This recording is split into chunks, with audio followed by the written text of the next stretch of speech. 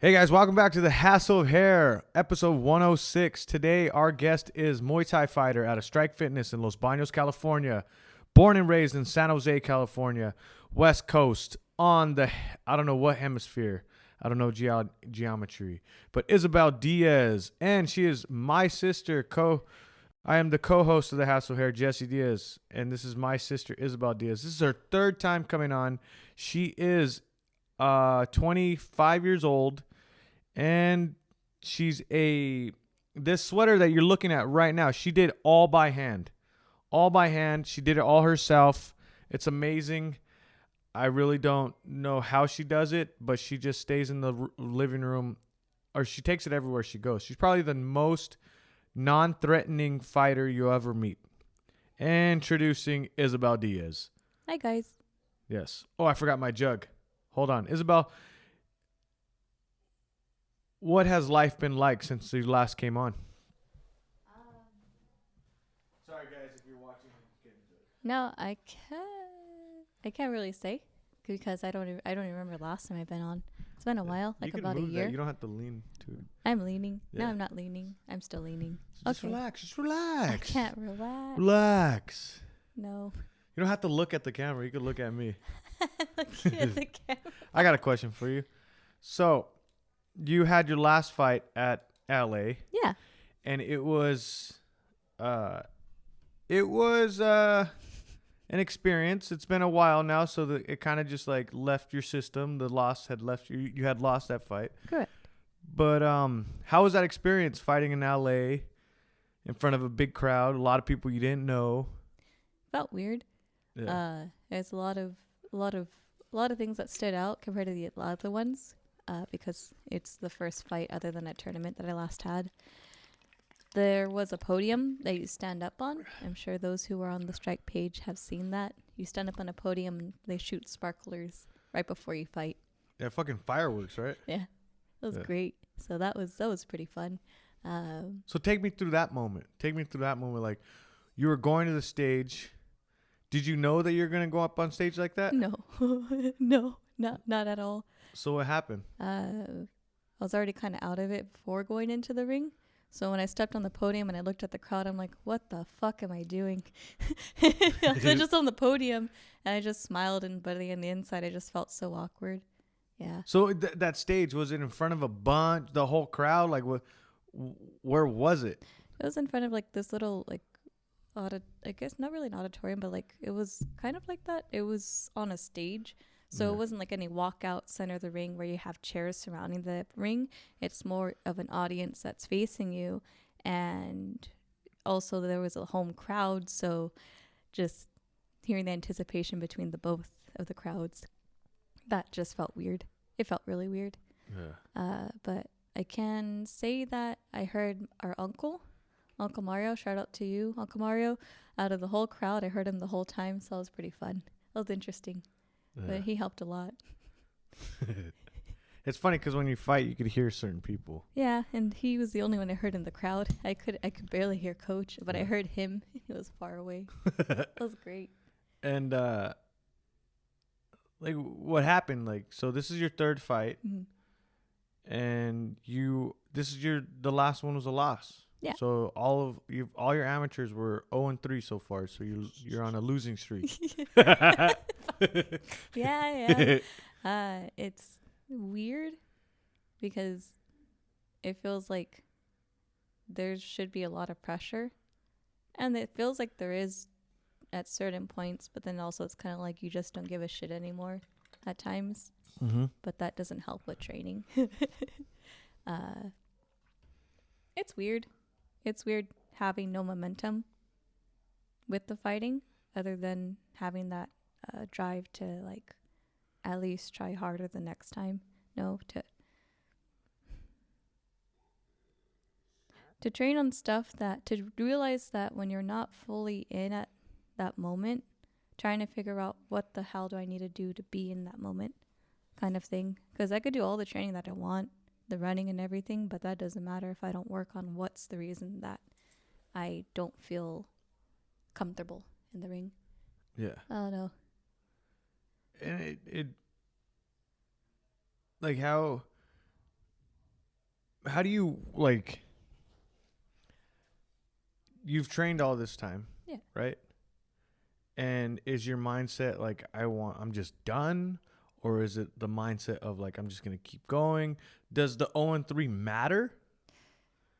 It feels like it matters at times when discussing it when discussing it, but in the end of the day, it only matters because of the perception of others.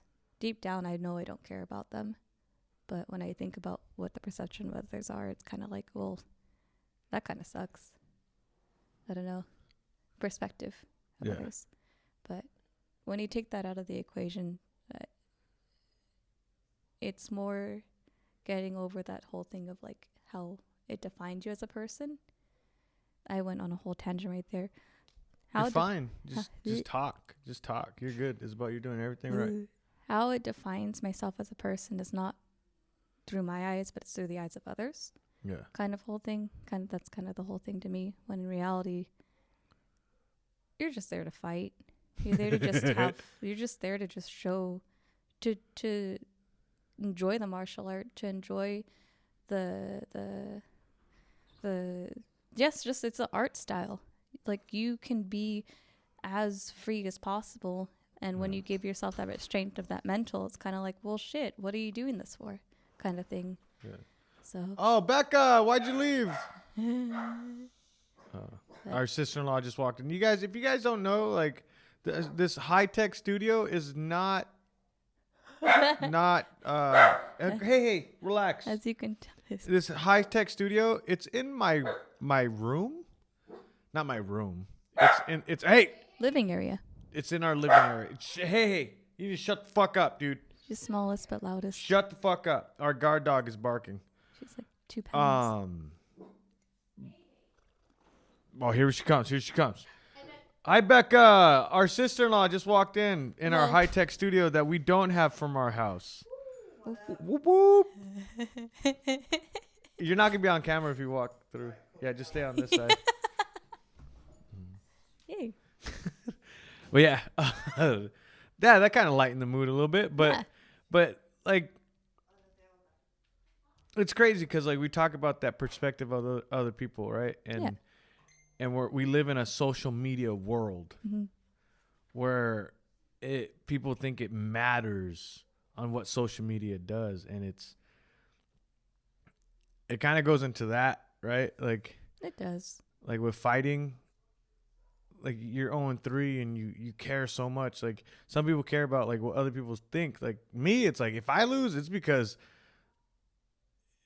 like I hurt because I let myself down. Yeah. It's not like I let my coach down. I let my gym down too. But the most thing is like what I envisioned didn't come out. Okay, that's one of the hardest parts. Yeah. When you envision stuff, when you envision like what could happen if it goes wrong, what could happen if it goes right, and when that doesn't play out, it's like, well, fuck, I didn't prepare for the worst, kind of thing. Yeah. Because there is that envisioning still. It just, yeah. Oh, that does suck. Ew. Okay. And so where do you find yourself now, like with training? Like you're going to compete again? Yeah. Right? And when's your next fight? In November. Your next fight is in November. What date? That I have. Okay, so Isabel is fighting in November in LA. I'll have the link to buy tickets below. But Isabel's fighting again. Same place. Same place. Same podium. So what's different? What do you do different? Like how do you try to find this first W in amateur? Like the reason why I'm having you on now, like 0-3, it's like why do this? Why interview you? But it's because I want to keep this in record. I want to see your mindset through all of this, like through 0-3. We have you on record of when you first started. You had that one amateur, right? Yeah. And now you're 0-3.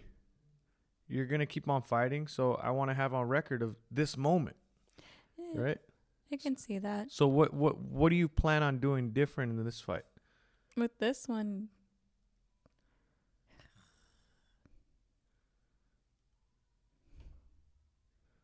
Like when it comes to mindset, when it comes to training, when it comes to going in there, what changes? Not relying on other people for me. Not using the tools that I have there when it comes to like that whole mental or even just the training period, getting up in the morning, getting in there, realizing that it's not to do it for others, but I need to do this for myself kind of thing. That kind of thing. Well, I want to be more accountable and figuring out, like, making it fun. I haven't made it fun in a while for training before the fight. I've always made it to where I need to go through this whole grind of like, okay, train in the morning, train in the evening, then help out at the gym, then on repeat. And it made it to where I feel like it just feels stagnant and I don't grow in it. I just go through that same recipe, that same program, and that hasn't worked out. So just trying new things. Like you brought up jiu-jitsu and wrestling, and I just started jiu-jitsu last week, and I haven't felt comfortable in sparring at all.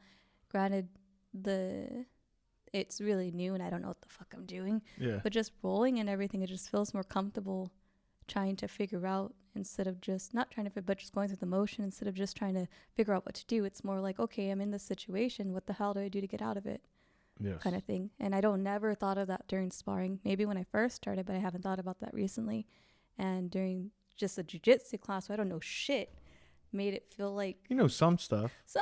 I know guard, I know mount, but I know how to frame, but it made it comfortable, and it helped out a lot to break that little program that I already developed, kind of thing.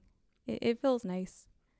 Yeah. I went to Resistance in Pleasanton, and there's a coach named Darren. He's one of the MMA coaches over there, and he talked about how training to fight is a roller coaster. It's not a beat yourself down the whole entire time. You're not just beating yourself down the whole entire time. It's a roller coaster. You're up, you're down. You're up, you're down. You're up, you're down. And he talks about like it's like peaking during Wednesday, and then breaking, and then but peaking on Wednesday, and then building yourself up to peaking on Friday or Saturday. And it's like you're not beating yourself down the whole entire time, right? It's a roller coaster. Yes. I think all of us, especially a new gym like where we were at, is trying to find that balance, right? Some people peak faster, some people don't peak faster. Some people take forever to peak because they're so good in condition, or they it's just different stuff. No, we're just learning. I see what you're saying in that, because that's what I've noticed this past week with everyone. I definitely noticed that. Yeah. And it's so hard in Los Baños where we train because everybody has the craziest schedule. Yes. You know, like trying to do this and commute, it's a very hard thing. And most people that work here, they commute. It's either you're young and you barely starting off with like a job in town, or you're commuting to make good money. And usually those are older people with families. So the people that want to train, they don't get back till like 7:30. Yeah. You know? But yeah, back to you. So like, other than this whole fighting thing, like what have you been doing?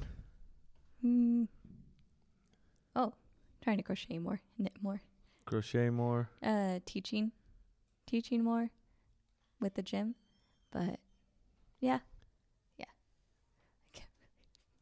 And then, like, anything new in your life that's happening?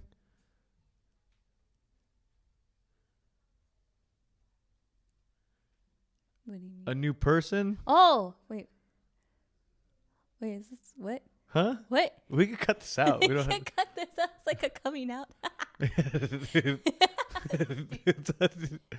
Well, I know she doesn't care. Well, not that she doesn't care. I mean, like, she will say, yeah. No, I am well, I can't really say I'm coming out as a sexuality, but I do have a girlfriend, and What? What? You have a girlfriend? Yeah. Well, could you want to guess her name? No, it's Nashi. She's also one of the fighters at the gym. But I know that those that are at the gym know who she is already. But she's also the host of the Happy Dagger podcast too. Yeah. For those that don't know, but follow the podcast. Yeah. So, like me, like as a brother. Like me as a brother, like growing up with you, I kind of knew. Ah, damn it! I knew you were gonna say that. No, I knew. It's crazy because I think this guitar is making our voices echo. Hey.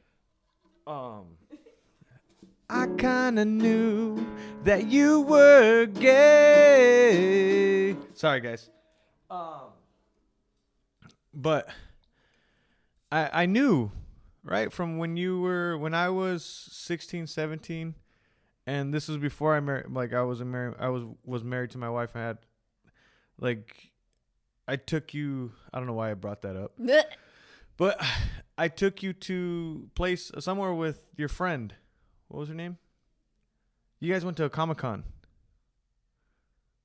I forgot her name. Yeah, but Isabel went to like a Comic-Con all dressed up, and I had came back home from I was living somewhere else, and I came back home, and I took Isabel to Comic-Con, and I met your friend, and I haven't talked to you in a while, and you're 16, and I was like, oh, my sister might not be straight, you know, which is pretty, like, it was eye-opening. I don't even think you knew you were you like girls, not guys. No, I did. You did? I did. I don't know how I did that. Yeah, you like so. Okay, so. I did, but it didn't fully register. Okay, talking to the mic. Sorry, I'm trying to get the coffee. Yeah. I'm sorry. No, they did or I knew, but it didn't register. So subconsciously I knew, but Yeah. it didn't register until later on. Like so. Okay, growing up, like. Mom had you like cheerleading, dancing. Not that it matters, but even not only your sexuality is coming out, like you're letting people know, you're telling people, so that's like that truth. I don't want to say truth, but that's coming out, right? But then the way you are is not how mom wanted you or our parents wanted you. Oh.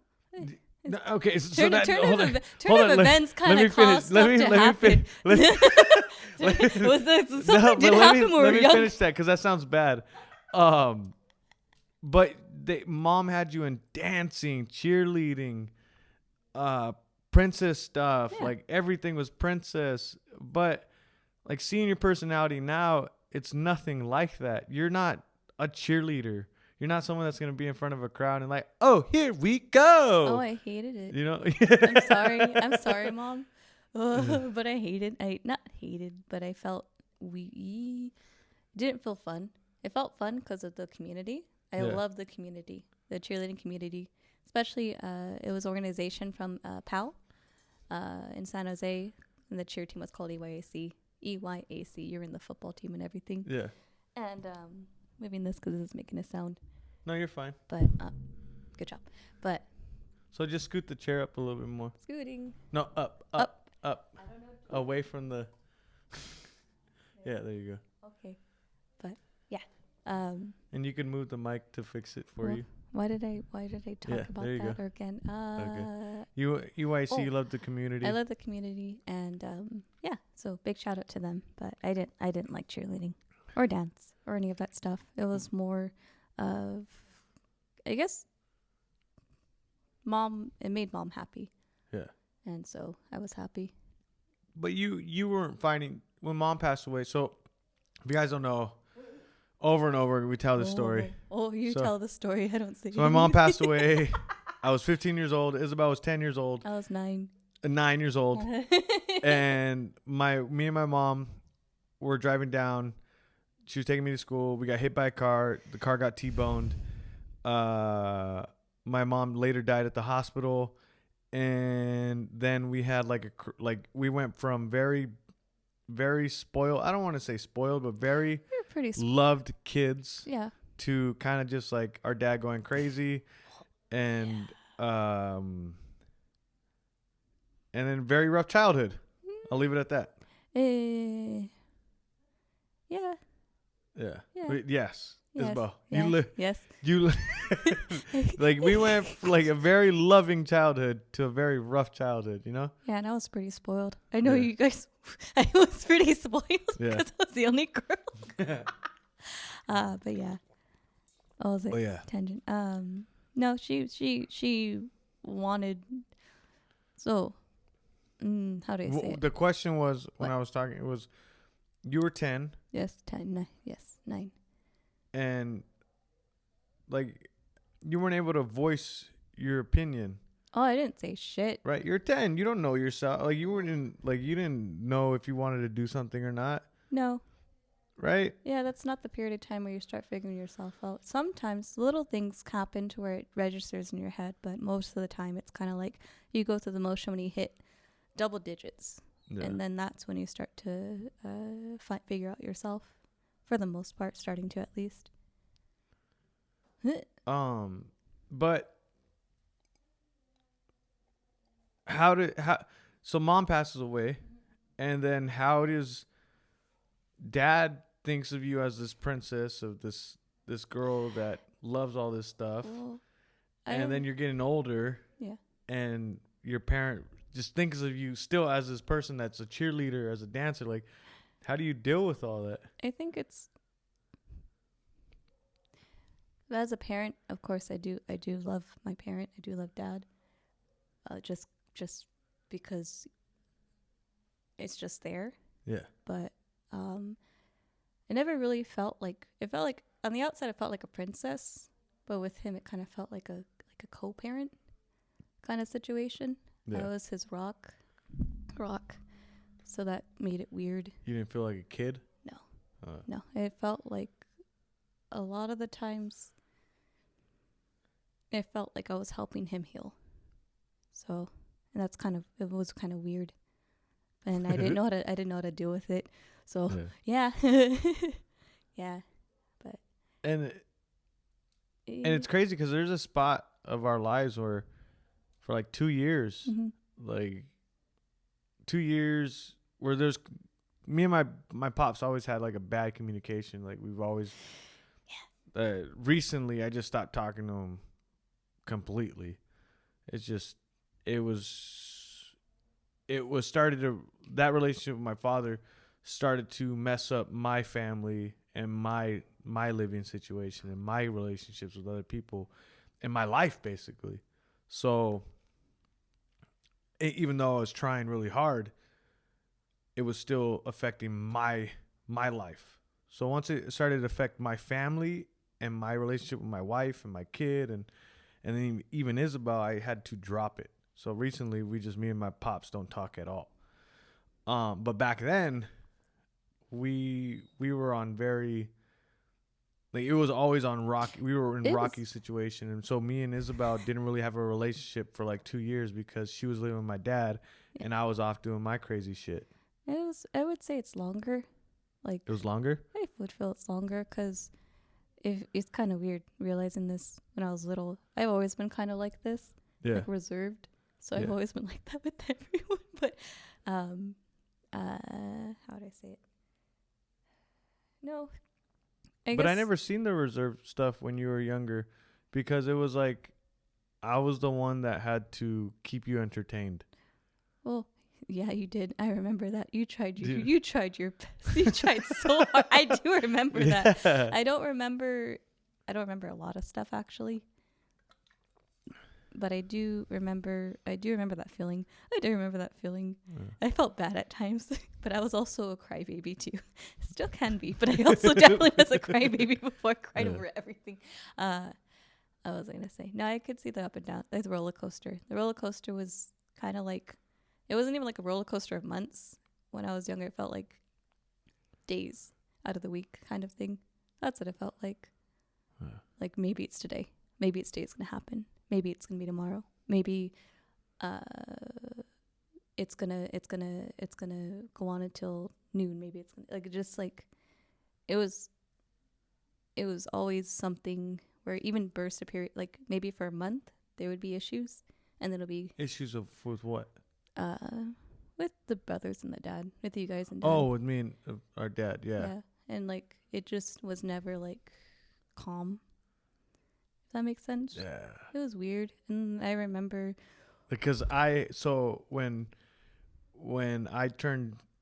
I was 16, so it was like when I was 16 or 17, I would say it's your senior year. my senior year, I left. I remember that. I took off too, so I didn't live with so 6 months after my mom passed away, my dad got remarried.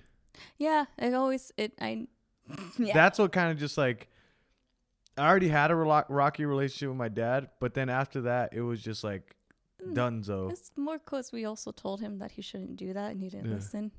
And it was dunzo. Yeah. And so it was like I'm dealing with PTSD after seeing my mom basically I seen her basically die. So I'm dealing with that shit, and I'm 16.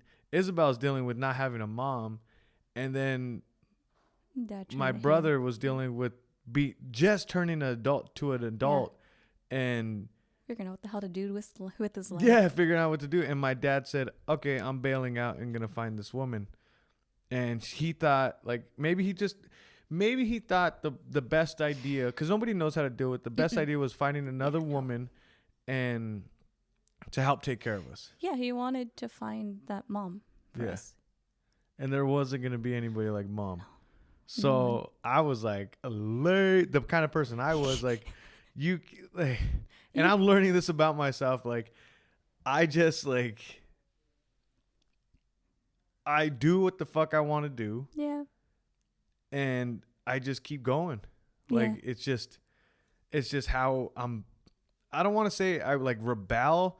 It's just more, I have one goal in mind, and whoever gets in the way of that goal, it's like, see ya. Yeah. I'm just going. And my goal was to survive back then. Yeah. You know, like I just wanted to feel good again. And my dad being like that, I just said, you know what? This is fucking stupid. And I voiced my opinion with anybody. Oh, that's where it became messy. Yeah. Yeah. I came home I came home after a trip. I went somewhere, and then I had went somewhere, and I was doing something, and I came back to the house, and he was hiding the girl behind the door.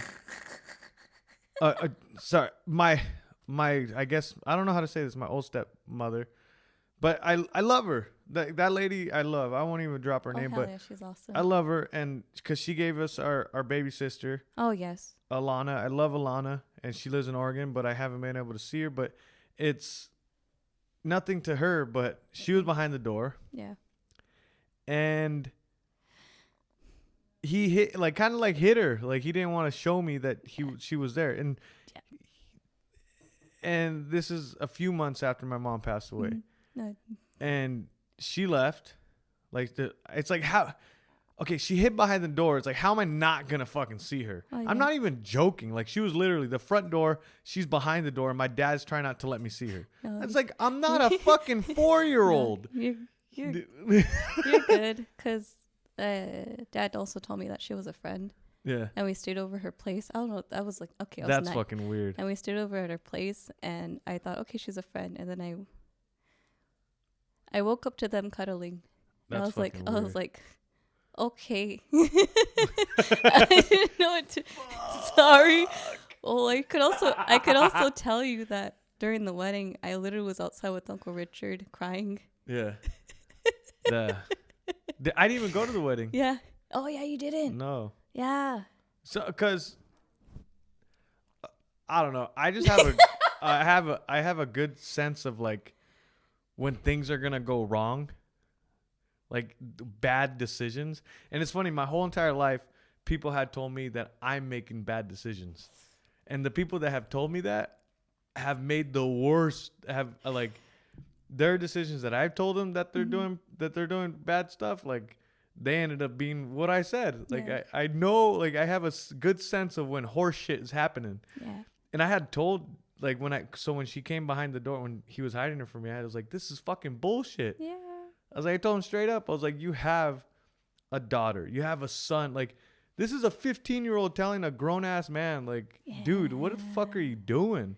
And so I went to Texas for a week. Oh yeah. For a week. Yeah. And I had came back, and then in the new house. So my dad had gotten married. No, I didn't go for a week. You went for a while. Is that when I stayed there? Yeah. Okay, I so think it was yeah. when you stayed there. So I had stayed there. So I couldn't deal with my dad's horse shit. And I had left. There was other. It wasn't just because he got married, but it was just other bullshit that he was doing. And yeah. Sorry. we're just releasing the hounds today. Yeah. But it was other bullshit that he was doing. So I go to Texas. Love my Nino and my Aunt Patsy. They let me live there, and they take care of me for almost 3 or 4 months. And we'll get to El Paso. We'll talk about El Paso soon, but El Paso I lived in El Paso for a while. That was a game changer for me. It made me realize a lot about life. But so I come back, my dad gets married, and I come back to we lived in the ghetto. We lived in the east side San Jose. Oh yeah. And then they get married. They move to these big ass houses In Evergreen. Yep. We lived by NFL player Rob Stone, right next door to him. He was one of my favorite left guards of all time when I played football. I wore 63. I think 63 because of him. And we lived right next to him. Yep. So I come back. We live in a big ass house. The first day I get there, so I was already a rebel, right? I was all fucking like, I'm a punk rocker. I had a red mohawk. I had baggy cargo, like these fucking weird. I look like somebody that listened to Insane Clown Posse. But hey, shout out to Adaptive Sessions, by the way. He's a juggalo for life. Whoop whoop. But so I come back the first day with all my luggage. I walk in, and my dad is with another family, his wife's family, and they're all drinking wine. They're all like hors d'oeuvres, cheese, and all this like fancy shit that like it just was horse shit to me. And I walk in there, and I'm not the kind of person that even at that age, I'm not going to just sit there and just take horse shit. And I look around, and I was like, this is bullshit. I was like, one, none of these people have the funds to live like this. No, not There's fucking $10,000 furniture around the house. And I'm looking at my dad. I was like, you barely met these people. Yep. And not one of your family members are here. The only one that's here is Isabel. Yeah. And I tell him straight up, I was like, what the fuck is this? This is what I'm fucking coming back to. This is fucking stupid. So the first week that I came back, I didn't live with my dad. And I was 17 at the time. I didn't come back, and I lived with Jesse for a little bit. So I was all over the place. But yeah, when I went to Texas, what was going on? Like, what happened to your side of the story? I don't remember. I don't know about that. I don't remember half of anything. This kind of sucks. No, so like when... Well, then you need some deep hypnotherapy to bring all that shit out. Probably. No, it just felt like. So when I went to Texas, how when you found out that I was moving to Texas, how'd that feel? Do you remember that? I never really I guess I don't remember the feeling of you leaving, because I remember Freddie also not being there. So that kind of like, okay, Freddie's not here. Okay, Jess is not here. All right, Dad's with his new family. What's going on? Yeah. And like, I tried really hard. I tried to make it to where Dolly. Can you cut that out? It's all right. You're fine. I'm sorry. It's about only our grandmas listen to this. They don't. I'm sorry, but I tried really hard to make that role fit for her. I did, Yeah. because I didn't know what the next step was to do, and of course, being given that role, it's kind of like, okay, how do I accept it? Or being given that by my dad, like, okay, this is how I'm supposed to accept it. Yeah. It felt weird. It felt weird because going from a house of all guys to going to a house of all girls, aside from dad, it was like, okay, this is different. Yeah. And it felt shitty because dad gave a lot of it. I felt like dad gave a lot of attention to the other two daughters, but also, if not a lot of attention, it felt different. I don't know how to explain it. They were. I know I was a weird kid. I didn't know how to express myself. Like there was See, it wasn't a weird kid. okay. It wasn't a weird kid. You weren't a weird kid. I also didn't speak for a period of time and said bunny. Oh yeah, that was a trip. Yeah. Yeah. You had to like I don't think you were a weird kid. Nobody understood nobody was around that before. Like me and Freddie were athletes. Yeah. Like we played sports. We played baseball, basketball, football, and any other sport. Freddie played soccer, wrestling. Like we were athletes. Yeah. Mom knew athletes because of her brothers. Yes. She knew how to raise boys because she had brothers. Mm-hmm. When it came to a daughter and when it came to dad, like he was just around athletes. Yeah. Like this is like dad was an athlete, but he was around that and he raised us in that. So when it came to you who likes manga and like Comic-Con stuff and cartoons and like and crocheting, like that kind of stuff, nobody could relate to you. So how do you talk to people who don't fucking relate to you? You know what I mean? That's where you just find people are like-minded, I guess. Yeah. But that's how I figured out how to make friends. You didn't have Instagram or social media back then. No. Oh, actually, it just kind of like, it's YouTube. Because I was around. I can't really explain like how it felt during the time period with the family, but I can say that it felt different, and I felt like a try-hard. Like trying so hard to build this role of a family when they're not even my family kind of thing. Or they don't feel like family. Because you guys the friends? The family. The dad's oh, remarriage. Our step family. Just trying to figure it out to fit that role. But I couldn't get along with them. No, I know you didn't. Yeah. Well, because there's not one period of time where there was... It was just you? No, because remember the car situation? What car? About how dad got a car for... Oh. Yeah. Okay. Yeah. I remember I remember that. Oh, God. Dad was... So it wasn't the fact that he bought a car for her. Yeah. So my stepsister got a car. Yeah. You know? And it wasn't the fact that he got a car for her. It wasn't that. Yeah. It was the fact that he was trying to teach her how to drive. And he didn't teach me how to drive. That was the shittiest part. It wasn't the fact that he bought her a car. It was the fact he didn't even give me a chance to drive. And it was like... So my dad got all the money in the world. Because of... Right? Because of my mom passing away. Because of the accident. Because of the accident. Like, my uncle even started a GoFundMe before there was GoFundMe. And... Fucking blew it, right? man. Fucking blew it. But it's not like we got everything, right? No. Like, there was some stuff that was very... Yeah. When it came to concerts, I just said, Dad, I want to go see a concert. Like he got Shelby. me these tickets. And he got me Shelby. Yeah. But other than that, like me and Freddie shared a room still in the small ass room. We didn't get all the... It just seemed like all the money went to making our stepsisters and our stepmom happy. They just forming an illusion. He wanted to form an illusion to help get over the fact that he lost his wife. Yeah. And that didn't work out. Yeah. Which to me as a father could never fucking do. Like I have never gone through that, what he went through. Yeah. But knowing how much I love Eva, and she's not even my blood, I couldn't do that. Do you see what I'm saying? Like Yeah. I couldn't do like I love like you have no I fucking love her. Like do you understand what that means? Like I wouldn't if anything if anybody did anything to her or if anything would ever happen to her like it's just my world. Like I drop everything for that girl. And it's like it can't like I couldn't do that. Does that make sense? It does.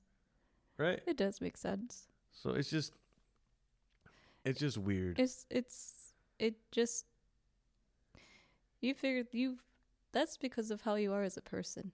Yeah. Like deep down. It yes, you didn't have that tragedy of losing of that situation because I don't want to put into existence. Yeah. Knocking on wood.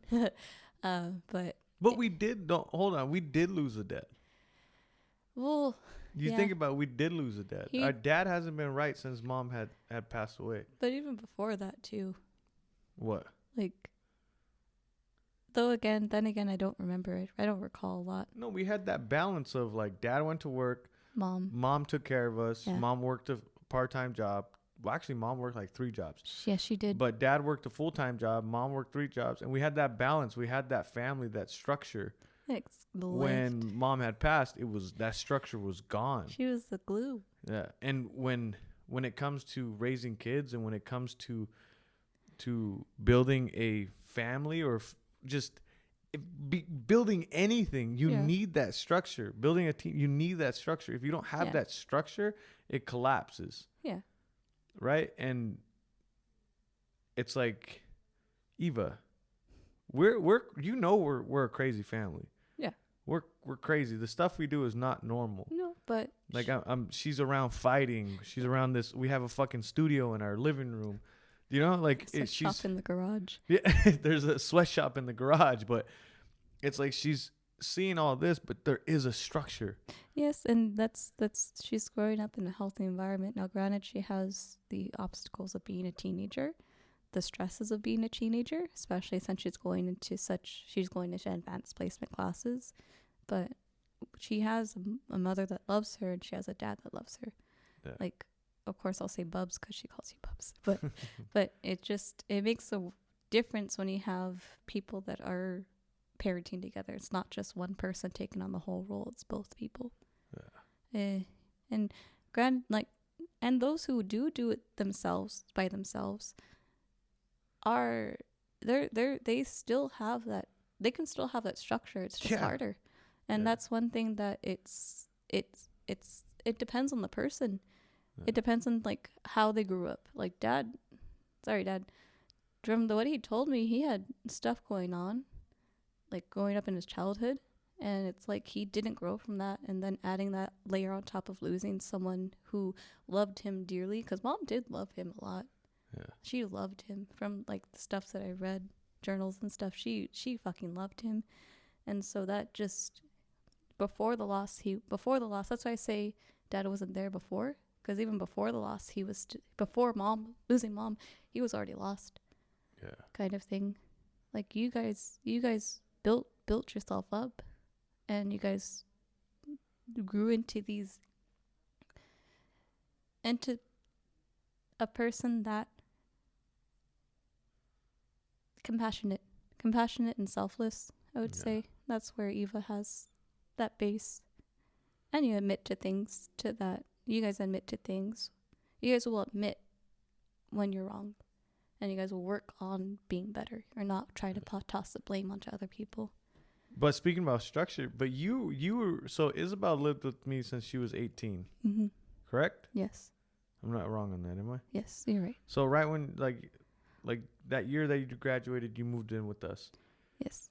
And you were with me and Raquel during the bad years. Yes. When we'd fight. I do remember that. Yeah, I do remember fight that very like much. crazy. But you guys, how is it?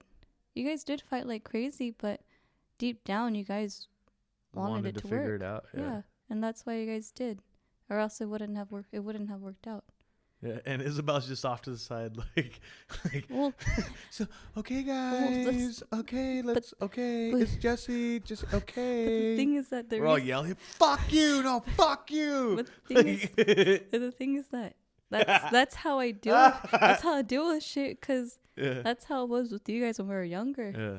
See, that's what I had to fix, because all I knew, because of the relationship with my father, how relationships should be, Mhm. all I knew was, "Fuck you, no, you're a piece of shit, no, you're a piece of shit." That was like, Oh yeah. Then storming out of the house or Yeah. breaking your hand. and or, what was the relationship like when I first met Raquel? It was fuck you, Yeah. storm out the house and leave. Correct? Yes. Like, But you worked on that shit. Yeah, That's the thing. it's crazy. Like you It's like- admitted to when you're wrong and you worked on that shit. but that was stuff that I had to fix. Mm-hmm. Like, I had to fix as to grow up and being an adult. I had to fix that. Mm-hmm. Like, people always ask, like, Jesse, you're always happy. Jesse, you're always in a good mood. And same with you. I don't know if you notice, like, you're like, there are times when you're in your moments or you're on your period Oh, thanks. or whatever. but you're always happy. Eh. You're always in a good mood Well- when you see people at the gym at night. I'm talking about like when there's a bunch of people Oh. around. I'm not talking about in your environment where you're comfortable to Yeah. to just open up. Yeah. Like, but when you're around people, like, you set the mood for people, which is good. I feel like that's how. I feel like that's.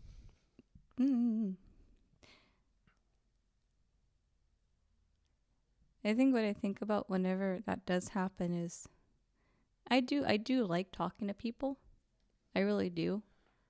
I just get so aware of how How you are? how I am at times. I'm like, Isabel, tone it back a little bit. Yeah. But I do love communicating with people. I do love talking to people. It makes me happy because of Muay Thai. It makes me happy whenever someone feels happy in something that you love. It makes everything so much better when you can express to someone the same type of love that you have for Muay Thai to them and they can relate to it.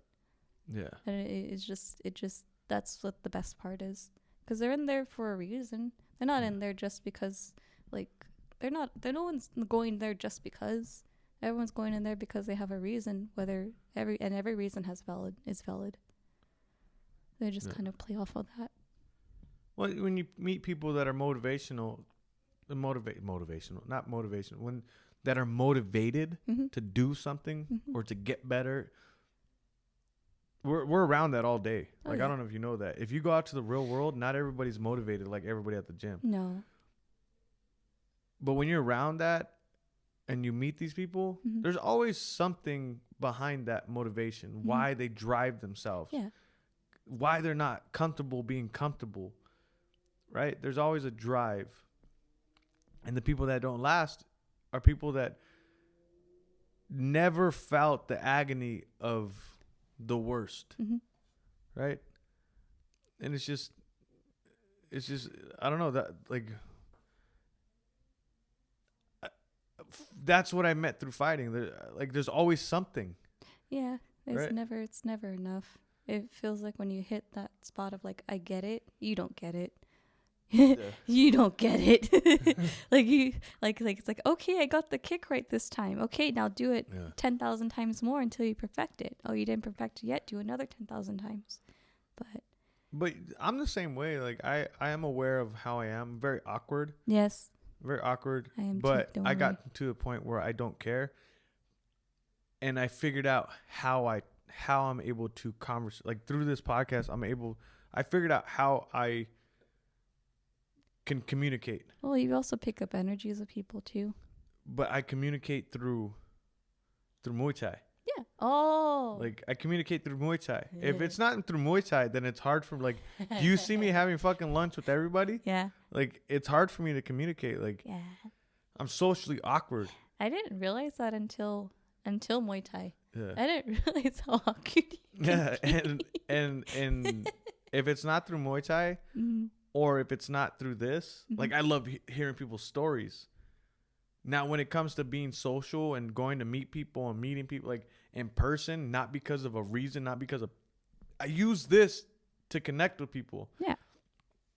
I use Muay Thai to connect with people. Mm-hmm. It's my language. Yeah. Right? Listening to stories has always been something I love to do. And it's like I went to Boxing Works over the weekend. And I've interviewed Jackie Buntan before. I've interviewed Kaya. Mm-hmm. And I met them over the internet. But going to say hi to them, not because Jackie Buntan's like a professional fighter. It wasn't like a starstruck kind of deal.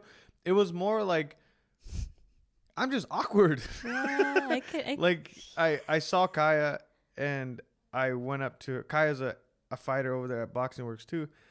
And I just like, I am so awkward. I don't want to say hi right now. This is socially, like, it was anxiety, like just to say hi. Mm-hmm. Right.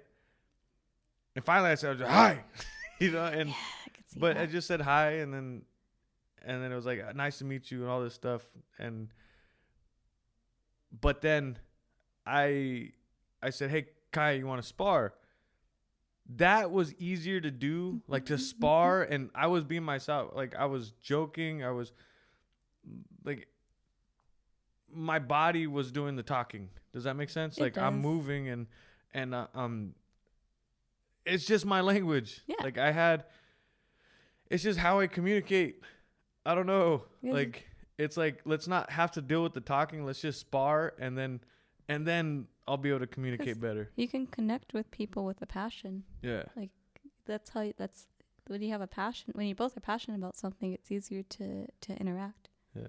So it's not just you. I hope you don't know. I hope you know that it's like, I had to deal with that at your age. Yeah. Even younger than I had to deal with that and figure that out. Yeah. Like, I've always been weird. Yeah. I've always been weird, but I realized when I got older, to the age I am now, I'm just different. Right? Not in a egotistical way, but I'm able to see things differently. Yeah. Like when it comes to Nashi, she talks about seeing colors and artistically And tasting colors. tasting colors, you know? Here. Yeah. Like it's you just see things different. Mm-hmm. Your creative process is different from other people's. There are a lot of people out there that think the same, Yeah, and you know? yeah. And like when it comes out, it's like it's not like I'm saying I'm better than other people. I don't want No. people to think I'm saying that. It's just my creative process is a lot different. I can't fucking do school. Yeah. I can't sit in front of a fucking classroom and learn like that. That's not how I fucking learn. You do hands-on. Yeah. Yeah. And the way I talk, the way I think, my mind doesn't stop racing. Mhm. It's like constantly going. Like right after I'm done with this, my mind's gonna think about the gym. Mm-hmm. And Raquel always hates it. Like it's always on what we have to do. Like it doesn't stop, right? Like how's your creative process? Like are you starting to see that your mind's different? Oh, Are you starting to figure out how to learn, how to talk, how to like? Because at your age, that's when I was starting to figure it out. to be completely honest, it's very negative, but that's more so because of practice. Yeah. I've practiced being negative to myself for a long time, so it's kind of like I'd be getting out of that. And a lot of people have that. Not a lot of people, but I know it's not just me that has that. I know other people have. Everyone has that little voice telling them mean things. Yeah. Because you're telling yourself that. Well, you're not telling yourself that, but yes and no. I don't know how to explain it. I know how to explain words. I don't know words. You're being negative right now because you're telling yourself you're not explaining it right. Yeah. You're explaining it right. Yeah. You're explaining it right. People deal with this. Yes. Everybody deals Everyone with does it. with it. And it's just kind of like, it's just becomes such a habit that's the only thing that I think of at times. Yeah. Or whenever the thought process comes into like being creative or trying to figure something out or trying to express something, it that's always spiraled around. That's kind of like a little spiral around it kind of thing. Yeah. But that's also a habit. And that's a habit that can be broken. Creativity wise, it's starting to, it depends on the situation. When I absolutely love something, whenever it's something that I feel comfortable in, that's when I'll start to think outside the box. Outside the box being like, if I'm in this, like, how is it? Like with crocheting. Like, I'm shit at drawing. I don't practice it enough. I don't practice drawing enough, but I will make terrible little outlines and try to figure out how to make that. And I told Cal earlier, I need to find better ways to design stuff with shapes, because my little doodles, I don't understand. I can't comprehend them just yet, but I know they're there and I'm going to try it. But yeah, I guess to answer your question, the thought process is there when I get comfortable, or when I have less thinking of like, I can't do this. It's more, okay, I could do this. I just went on a tangent. Yeah. But you're fine as well. You're not going on a tangent. You're talking. Talking is weird. But it's fun. It's fun when you're creative. It's fun to be creative when you're comfortable.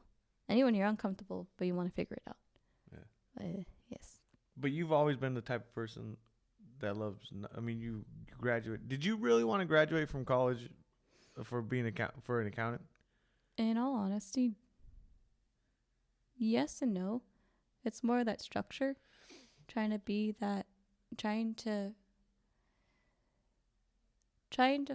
find that structure when I didn't have structure myself. And that's everyone. I know it's everyone. Everyone's trying to figure out how to live their life, how to be.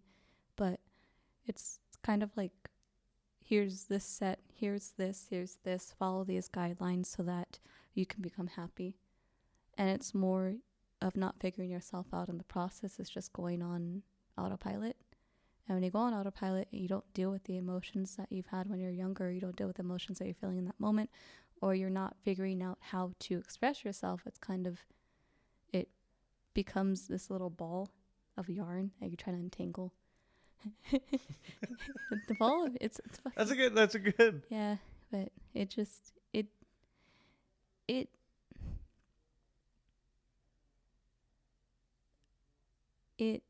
didn't bring, just like the fighting. Oh, that's what I could bring about the fighting too. They set expectation of anything, whether school, whether fighting, whether just anything. I always think that this one thing will make me happy if I do this. Yeah. Doing this, and if I get this degree, if I get this, the fighting, if I get this win, then I'm going to be happy. Yeah. Whether or not it comes, it's kind of like, okay, why am I not fixed, kind of thing. Yeah. And it's like, oh no, that's your mental. That's not something that you can just physically get. You can't get gratification from like these little things. You have to figure this shit out so that you can become happy. And not even happy, but just content. Because happiness is like an emotion that you feel during a moment, but being content or having joy is like, it's forever, whether you're sad or happy. So, yeah. Boom. No, but it's like that's part of the growing up. Yeah. Right? Because like, and I was just talking to a friend of mine about people that have expectations. Mm-hmm. About when you have expectations of somebody, mm-hmm. or expectations of an event, or if you just have expectations, mm-hmm. and you're holding on to those things, yeah. Then when it doesn't play out, yeah. You're going to be very, very let down. And it's let down, and it just it doesn't help with your mental. It makes you. It creates a new negativity in your head. Yeah. It's like, it's in there now. You didn't do this. Well, you're worthless. You're a piece of shit. Like, you don't matter, kind of thing. Yeah. And that's that, like. Sorry.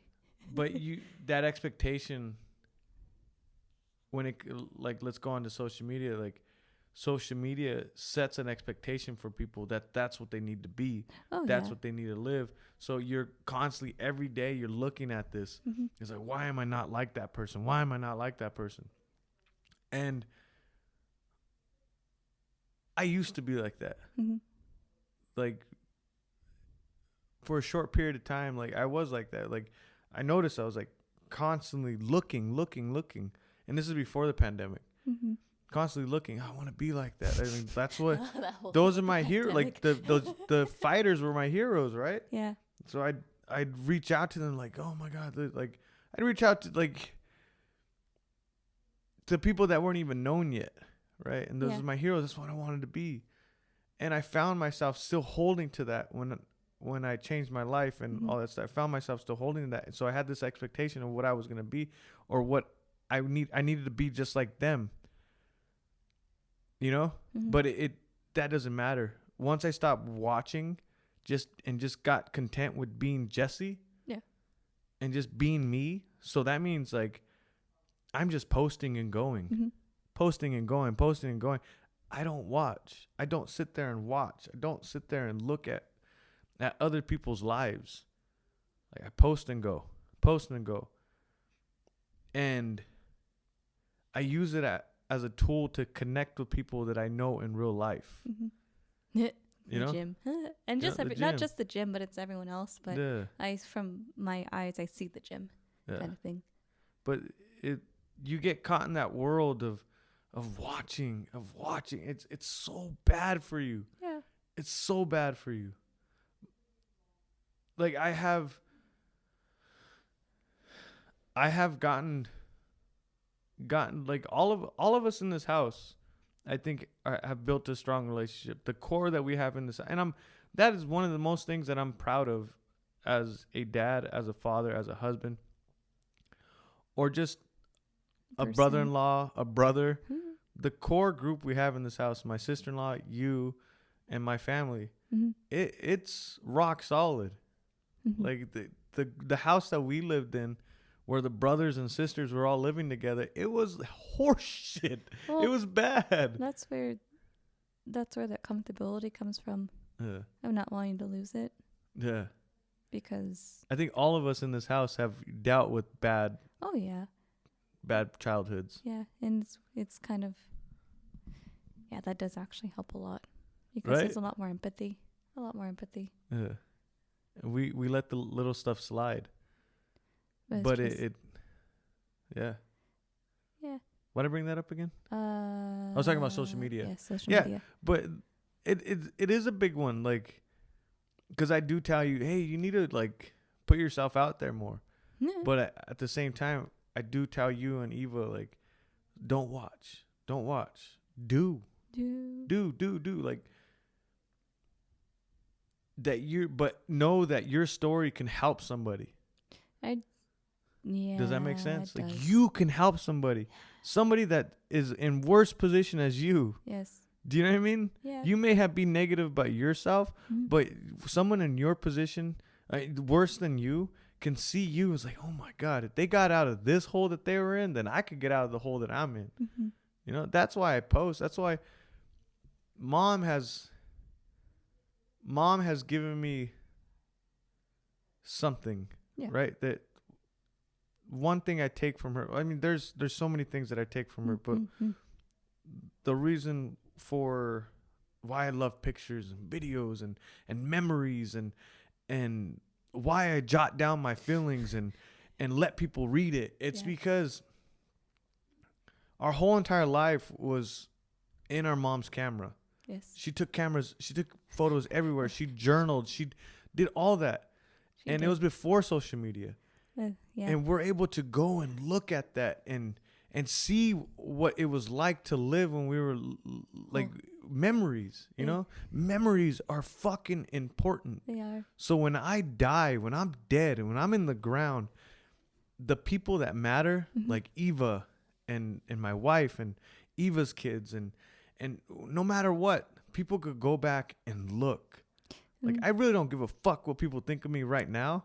Like, I do care for what people, like, what Eva's gonna think of me when she gets older. Yeah. Like, okay, the reason why my dad is the way he is Mm-hmm. because he went through this whole entire life, and it's all on fucking record. Yeah. My whole life is a fucking memory. Like it's all on the podcast. It's all on Instagram. Like, and it's my real fucking life. It's not fake. Like this is for 100% Yes, fact I that do. everything I post I is do. is exactly what I do. You know, Yeah. It's the yeah. we grew up like our whole. If you look at our childhood, it was recorded. Well, there's actually mom had a journal. Well, one I remember the photo albums. There's one photo album that had just photos of you and me in one of the games and it was just a bunch of photos of just your face during summer, like just 2 whole pages of just your face and then Yeah. 2 whole pages of my face, like the same activity, like over and over again. But she filled it up. She also recorded stuff too. But she also, so one little thing that a lot of people not know is that I was born a little early. I was a premature baby, and our mom had I think I was about 2 months early, 2 or 3, I don't remember, but our mom recorded that whole day by day, recorded every single day with how much she fed me, with the time that she spent with me, detailing it to me. Like it wasn't like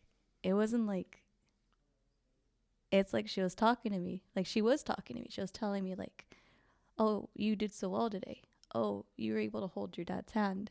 And it's like that was such a really, it showed how much she loved. And I don't remember a lot of her love, Yeah. but saying that just made me feel like, holy shit, this woman, this person she's such a light that you don't see a lot. Yeah. It was weird. And it's memories. Yeah. It that matters. Yeah. You know, it matters. Like it matters. Mm-hmm. So like the way I feel is like don't let these memories go away. And it's like we went to LA and I'm fucking taking pictures and I'm taking video and he was just like, "Oh my god." But I could it's see they're, that. they're memories, man. They're memories. And sometimes it is good just to keep like we went to Boxing Works and Mhm. Ava went and she got to spar with high level girls like Janet Todd and Jackie Bouton, and Raquel had said, "Man, I wish I would have got there earlier," you know. But I told her I was like, "No," because she wanted to take pictures, and I told her no. That yes, the memory of taking the pictures with them and the memory of taking a picture with Coach Pope Choi, but Mhm. the sparring memories and the memories of being there, those are memories that you need to just keep Yeah. in your head. You live it. It's in there. It's something you could look back on. You could look at that picture of you guys of her taking the picture. She could look at the picture of her taking picture with them You and just remember. just see it on her Yeah. face. She looks Yeah. so happy. Yeah. She looked tired, but she looks so happy. But Isabel, before we end, I just want to say like it's okay to be like gay, right? You're gay. Why do I say so negative? Even when I say it, why does it sound so negative? Because Gay. you're weird. Like, it's gay. New. Like I can't say it like It's where it's a new. positive thing. I'm sorry. It's new. Yeah, no, but it's like Well, I always kind of knew, yes. you know, and I'm okay with that. Well, Like I'm always okay with it. it's more. Yeah. Oh wait, what was the question? I lost. No, I'm not. I'm just saying What like happened? you're gay. Yeah. I can't for some every time I say it Yeah, sounds it negative, sounds like doesn't a it? question or a It doesn't- negative. No, Yeah. but no, I'm like 100%. Like I love you. Yeah. Like I Yeah, love me too. Nashi. Yeah. I love I love her. I love you. Like you guys are my family, Mm-hmm. and I have no care in the world on who you date, what you date, what you want to be. Like that's you. Yeah. And it should be like that no matter what. Yeah. Like it's your decision. It is. I don't care. Like you know me. Like I don't care. It's just when you have like the negative Yeah. part of it, the whole stigma about it before, it kind of just makes it awkward to be out with it because you reflect on it being negative, not because of you, not how you say gay. That's not what I mean. That's not what I mean. I just like, you're gay. It's like, why does it sound so negative when I say it? But it's just like, just being not giving a shit. That's just that whole thing. Yeah. Not caring. But Yeah.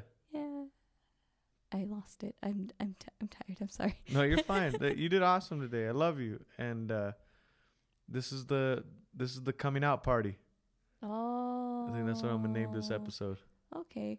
You cool with that? I don't care. The whole wide world is gonna know you're gay, Isabel. About 3 people. My grandma. That's about it. Our 2 grandmas and some random person from Australia. Shit. Grandma Julie, I'm sorry. I didn't tell you. Oh, I told she'll Grandma. find out. But we all love you, Isabel. We love your girlfriend, Nashi. And we're excited to gay this shit up. No? Too much? No, Too hyped? I don't know. I don't know. Sorry, guys. But I love you. I love And you I love you too, Nashi. That's it, guys. That's a wrap. Thank you guys for listening to The Hassle of Hair. My name's Jesse Diaz. This is Isabel Diaz. We hope you loved the episode. You guys, if you guys had a hard life, if you guys had a hard situation growing up, or if you lost a parent, don't ever feel like you have nobody. Go ahead and reach out to us. Like, if you guys are scared to talk about it, we're always there. We're always Isabel's Monkey Moon. I don't know how the fuck she spells that. Yeah. I'll put the link in the episode. How do you spell it? I'll put the link in the episode. Mine's Jesse the Hassle Diaz on Instagram. Are you gonna look it up? It's okay. Mine's Jesse the Hassle Diaz. You guys, even my phone number's on my fucking Instagram. If you guys want to hit me up on my text message, go ahead. I'll reply. Might take me a fucking month and a half, but I'll reply. You guys, you're never alone in any situation that you're in. And even if it's like not even a parent, but also for grieving, that's also a big part.